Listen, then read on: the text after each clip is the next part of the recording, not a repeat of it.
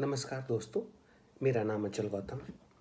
आज से मैं आप यूट्यूब पे अपना एक नया चैनल शुरू करने जा रहा हूँ। इस चैनल के माध्यम से मैं हमसे जुड़ा रहूँगा और अपनी बातों को आप तक पहुँचाऊँगा। वैसे तो मैं कोरा पे लिखता हूँ, कोरा इंग्लिश पे भी लिखता हूँ, कोरा हिंदी पे भी लिखता हूँ। इंग्लिश में मुझे 2018 में टॉप राइटर का खिताब मिला था और अभी इंग्लिश में मेरे लगभग 1.5 करोड़ से ऊपर व्यूज़ हैं और पिछले 1 सालों से मैं कोरा हिंदी पे भी लिख रहा हूँ। तो मैंने सोचा कि अपने विचारों को व्यक्त करने के लिए एक और नया प्लेटफॉर्म खोला जाए और फिर मैं यूट्यूब पे आया हूँ। आज अपने पहले वीडियो में मैं भारत और नेपाल के बारे में चर्चा करना चाहता हूँ। आजकल आप देख रहे होंगे कि भारत और नेपाल के संबंध बहुत ही खराब हो गए हैं। कुछ दिन पहले तो नेपाल के प्रधानमंत्री केसी शर्मा ओली ने कोरोना वायरस के लिए भारत को जिम्मेदार बता दिया था, जबकि सारी दुनिया को पता है कि ये वायरस कहाँ से आया है। अब पिछले हफ्ते उन्होंने कहा कि भारत उनकी सरकार को गिराने की कोशिश कर रहा है। हमें ये देखना होगा कि भारत और नेपाल के संबंध खराब कैसे हुए। अगर आप देखेंगे तो नेपाल में दो इंस्टीट्यूशंस ऐसे थे जो हमेशा भारत के प्रति उनका विचार अच्छा था, वो भारत समर्थक माने जाते थे। पहला था राजतंत्र और दूसरा था नेपाली कांग्रेस। अगर आप नेपाल का इतिहास देखेंगे तो अभी वहाँ के राजा तो हुआ करते थे, बट उस राजवंश के पास सत्ता नहीं थी। वो सत्ता उनके प्रधानमंत्री राणाओं के पास थी, राणा वंश के पास थी। नेहरू जी के समय में 1950-51 के समय में भारत ने राणाओं का राज खत्म किया और नेपाल के राजाओं को उनका हक वापस दिलाया। उसके बाद से भारत और नेपाल के संबंध बहुत अच्छे रहे, क्योंकि राजा त्रिभुवन, जिनके नाम पे वहाँ एयरपोर्ट है, उनको लगता था कि उनको जो सत्ता वापस मिली है उसमें भारत का बहुत बड़ा योगदान है। आप देखेंगे कि नेपाल और भारत के बीच 1950 में एक संधि हुई थी। उस संधि के मुताबिक भारत और नेपाल के संबंध और प्रगाढ़ हुए। अगर आप सीमा पे जाएंगे तो आप देखेंगे कि कोई वहाँ बार नहीं है, कुछ नहीं है। जैसे अगर आप जर्मनी से फ्रांस जा रहे हैं या फ्रांस से नीदरलैंड जा रहे हैं, तो जैसा यूरोपियन यूनियन में बॉर्डर है वैसा ही भारत और नेपाल के बीच बॉर्डर है। हाँ, कहीं कहीं चौकी है, सामानों की जांच होती है क्योंकि तस्करी बहुत होती है, लेकिन फिर भी बॉर्डर पूरा खुला हुआ है। भारत में नेपाल के लोग पढ़ सकते हैं, नेपाल के लोग नौकरी कर सकते हैं, यही काम भारत के लोग वहाँ जाके कर सकते हैं। लेकिन अभी हमें देखना है कि ये संबंध खराब कैसे हुए। तो सबसे पहला जो संबंध खराब हुआ वो राजीव गांधी के प्रधानमंत्री के काल में हुआ। बहुत सारे कारण थे जिसके कारण राजीव गांधी नेपाल से खुश नहीं थे। एक दो कारण थे, जैसे व्यापार के कारण, एक फ्री मार्केट एग्रीमेंट नेपाल से नहीं हो पाया, और भी एक तात्कालिक कारण था लोग कहते हैं कि राजीव गांधी नेपाल गए और उन्होंने सोचा कि वहाँ पशुपतिनाथ मंदिर के दर्शन कर लिए जाएं। लेकिन चूंकि राजीव गांधी की पत्नी सोनिया गांधी क्रिश्चियन थी, ईसाई थी, इसीलिए उनको मंदिरों में पुजारियों ने अंदर नहीं घुसने दिया। नेपाल के तत्कालीन राजा ने भी ट्राई किया कि ये अंदर जा सकें, बट पुजारियों ने कहा कि ये मंदिर सिर्फ हिंदुओं के लिए है। ये एक तात्कालिक गुस्सा था, और भी बहुत सारे कारण हो सकते हैं। तो राजीव गांधी ने क्या किया कि मार्च 1989 में नेपाल का एक इकोनॉमिक ब्लॉकेड कर दिया। आपको पता है कि नेपाल एक लैंडलॉक्ड कंट्री है। नेपाल की सीमाएं सिर्फ 2 देश से मिलती है, उत्तर में चीन है और दक्षिण में भारत है। उत्तर में हिमालय की ऊंची ऊंची चोटियां हैं, दक्षिण में नेपाल की तराई हिस्सा है। तो नेपाल का जो सारा इंटरनेशनल ट्रेड होता है, अंतर्राष्ट्रीय व्यापार, वो आपको कोलकाता से होके जाता है। कोलकाता से वो ट्रेन आती है और वो रक्सौल बॉर्डर पे जाती है और फिर रक्सौल से बीरगंज होते हुए नेपाल में आगे चली जाती है। तो राजीव गांधी ने वहाँ एक ब्लॉकेड लगा दिया और ब्लॉकेड लगभग 1 साल तक चला। नेपाल में को बहुत सारी परेशानियाँ हुई। स्वाभाविक है कि अगर आपको तेल हो या अंतर्राष्ट्रीय और माल हो, उसका रास्ता बंद कर दिया जाए। आप एक गरीब देश हैं, आप एक लैंड लॉक कंट्री हैं, तो आप क्या करेंगे? आपको बहुत प्रॉब्लम्स होंगी। तो उसी समय नेपाल ने सोचा कि भारत पे अपनी निर्भरता कम किया जाए। और राजीव गांधी का, और उस समय नेपाल में एक पंचायती सिस्टम चलता था। राजा के पास सारा ताकत होता था और राजा अपने कुछ मंत्री नियुक्त करते थे। तो राजीव गांधी ने कहा कि हम वहाँ लोकतंत्र बहाल करने जा रहे हैं। वहाँ के राजा को झुकना पड़ा और वहाँ पे एक तरह का लोकतंत्र आया। राजा अभी भी थे, लेकिन प्रधानमंत्री, बहुत सारी राजा की शक्ति प्रधानमंत्री को मिल गई। और वो चलता रहा। तो ऐसा आपको 1990 में एक तरह का लोकतंत्र आया और 2005 तक ऐसा ही चलता रहा। लेकिन उस ब्लॉकेड के कारण नेपाल के लोगों के मन में भारत के प्रति एक जो अच्छी भावना थी, एक बड़े भाई की भावना थी, वो खत्म हो गई। मैं ये नहीं कह सकता खत्म हो गई, बट उसमें एक दरार आ गया। दो भाइयों, भारत और नेपाल, दो भाइयों के बीच जो संबंध थे उसमें एक हल्की दरार आ गई, एक गांठ आ गई।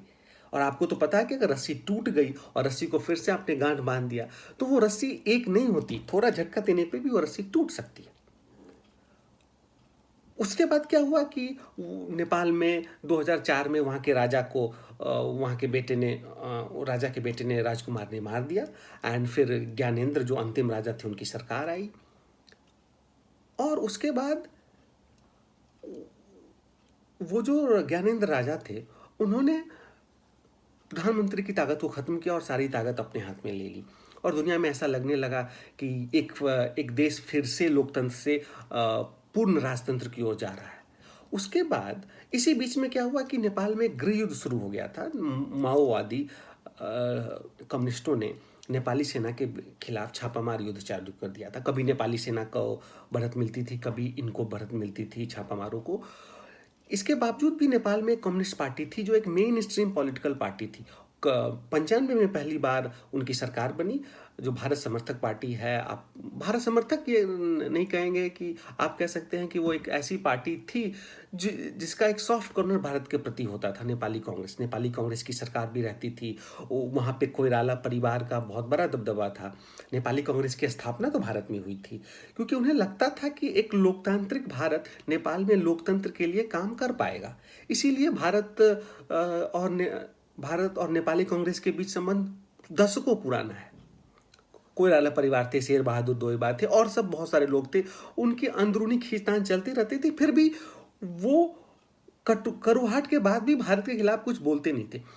फिर कम्युनिस्ट पार्टी की सरकार 95 में आती है, तो फिर कभी कम्युनिस्ट कभी नेपाली कांग्रेस, ऐसे ही उनका चलता रहा। और जब ज्ञानेंद्र ने लोकतंत्र को खत्म किया तो, और उन्होंने इस बात को लेकर लोकतंत्र को खत्म किया कि अभी हमारे देश में गृह युद्ध चल रहा है, हमें कम्युनिस्ट गुरिल्लाओं को कुचलना है।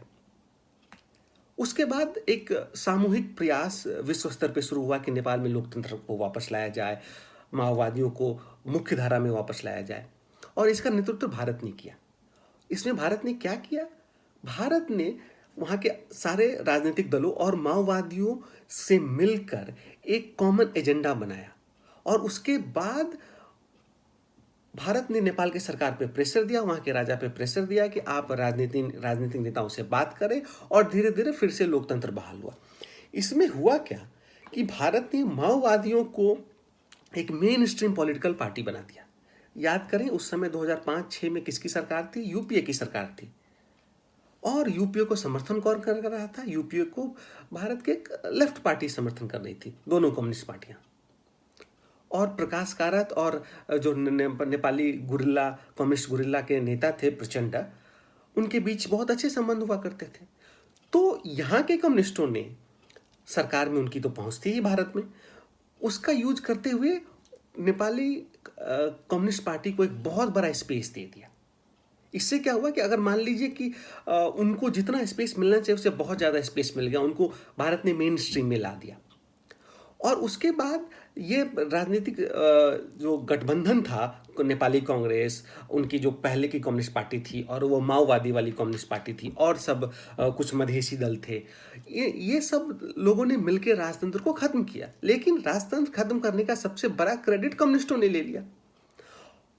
और हुआ क्या कि वहाँ पे 3 पार्टी बच गई, नेपाली कांग्रेस, एक पुरानी कम्युनिस्ट पार्टी, और एक माओवादियों वाली नई कम्युनिस्ट पार्टी। 2 साल पहले जो वहाँ पे चुनाव हुए, उसमें वो दोनों कम्युनिस्ट पार्टी का गठबंधन हुआ। अब वो एक पार्टी बन गए और उन्होंने नेपाली कांग्रेस को बुरी तरह हराया। ये स्वाभाविक है, अगर एक त्रिकोणीय मुकाबला है तो पहले नंबर या दूसरे नंबर की पार्टी अगर तीसरे नंबर की पार्टी से मिल जाती है तो उनको एक प्रचंड जीत मिलेगी। तो भारत की सबसे बड़ी गलती क्या हुई कि 2005-2006 में उन्होंने जो कम्युनिस्टों को, माओवादियों को जो मेन स्ट्रीम में लाया, ये भारत की सबसे बड़ी भूल थी। स्वाभाविक है कि उनका नाम ही है कम्युनिस्ट पार्टी माओवादी, अब भले वो अपने आप को आज नेपाली कम्युनिस्ट पार्टी कहते हैं, बट उनकी विचारधारा तो माओ वाली विचारधारा है। और चीन में भी कम्युनिस्टों का शासन है। जब भारत के कम्युनिस्ट कभी कभी प्रकाश कारात ये लोग कहते हैं, सीताराम येचुरी कहते हैं कि मेरी चीन से सहानुभूति है क्योंकि वो भी कम्युनिस्ट है, हम भी कम्युनिस्ट हैं, तो स्वाभाविक बात है ये नेपाल में भी होगी। कम्युनिस्ट एक विचारधारा है। उसके बाद जब 2 साल पहले जो चुनाव होते हैं और केपी शर्मा ओली जो प्रधानमंत्री बनते हैं, तो उन्होंने क्या किया, उन्होंने चीन का कार्ड खेलना शुरू कर दिया। ये चीन का कार्ड शुरू से खेला जा रहा था, मतलब 1990 के बाद हर बार अगर भारत से नेपाल के सरकार को कुछ लेना होता था, चाहे वो राजतंत्र था, चाहे वो नेपाली कांग्रेस थी या कम्युनिस्ट पार्टी थी, तो वो लोग चीन कार्ड का यूज करते थे कि अगर आप मुझे ये नहीं देंगे तो मैं अपना रिश्ता चीन से बढ़ा लूंगा। अब भारत ने 2005-6 वाले टाइम में कम्युनिस्टों को इतना ज़्यादा स्पेस दे दिया कि नेपाली कांग्रेस की का महत्व घट गया। आज नेपाली कांग्रेस एक शक्तिशाली पार्टी है, लेकिन इस संसद में उसका बहुत ज़्यादा चलता नहीं क्योंकि उनके बहुत कम ही सदस्य हैं। तो आपने क्या किया, अपने समर्थक जो राजशाही थी उसको ख़त्म कर दिया और नेपाली कांग्रेस को भी कमज़ोर कर दिया क्योंकि आपने कम्युनिस्टों को ज़्यादा महत्व दे दिया। अगर आपको मैं उदाहरण बताता हूँ कि भारत और नेपाल के बीच कितना अच्छा रिश्ता था। मैं बिहार का रहने वाला हूँ, तो मेरे भी बहुत सारे जान पहचान के लोग हैं जिनके घर की शादियाँ नेपाल में हुई। हमारे यहाँ कहा जाता है कि भारत और नेपाल के बीच रोटी और बेटी का संबंध है। रोटी मतलब व्यापार, बेटी मतलब शादियाँ। तो कभी लगता नहीं है कि मैं एक छोटे से कस्बे में रहता हूँ, वहाँ पे आपको बहुत सारी फैमिली मिल जाएंगी। 3-4 फैमिली को तो मैं जानता हूँ जिनकी शादी नेपाल से हुई है, जबकि मेरा घर से नेपाल की दूरी कुछ 200 किलोमीटर से ऊपर होगी। एक और उदाहरण देता हूँ, जैसे गोरखनाथ मठ और नेपाली राजशाही का बहुत ही करीबी संबंध रहा है। जो पहले के मठाधीश हुआ करते थे, योगी आदित्यनाथ के पहले जो अद्वैतनाथ हुआ करते थे, उनका नेपाल पे बहुत प्रभाव था। राजा महेंद्र उनको बहुत मानते थे और अगर कोई भी सलाह मशवरा लेना होता था तो उनसे लेते थे। बहुत बार तो ऐसी परंपरा थी कि अगर गोरखनाथ मठ में पहला प्रसाद बनेगा तो ये प्रसाद नेपाली राजा की तरफ से जो सामग्री आई उस पर बनेगा। एक बार तो नेपाल के राजा ने अद्वैतनाथ को अपनी गाड़ी में बिठा के खुद ड्राइव करते हुए काठमांडू से गोरखपुर लेके आए। तो इसीलिए आज भी कहा जाता है कि अगर भारत नेपाल के संबंध को ठीक करना है तो योगी आदित्यनाथ राजनेता नहीं, गोरखनाथ मठ के प्रमुख होने के नाते उनकी एक बहुत बड़ी भूमिका रहेगी। तो आपने वो राजशाही को खत्म कर दिया और आपके कारण से नेपाली कांग्रेस खत्म हो गई। खत्म नहीं हुई, मतलब वो बहुत कमजोर हो गई। अब क्या है, अब जो एक कंबाइंड कम्युनिस्ट पार्टी बनी, उसमें एक पुरानी कम्युनिस्ट पार्टी थी और एक माओवादी वाली धरे है। तो एक पुरानी कम्युनिस्ट पार्टी के लीडर हैं ओपी शर्मा ओली जो अभी प्रधानमंत्री हैं, और उसके बाद हैं अभी प्रचंडा जो गुरिल्ला वॉरफेयर करते थे।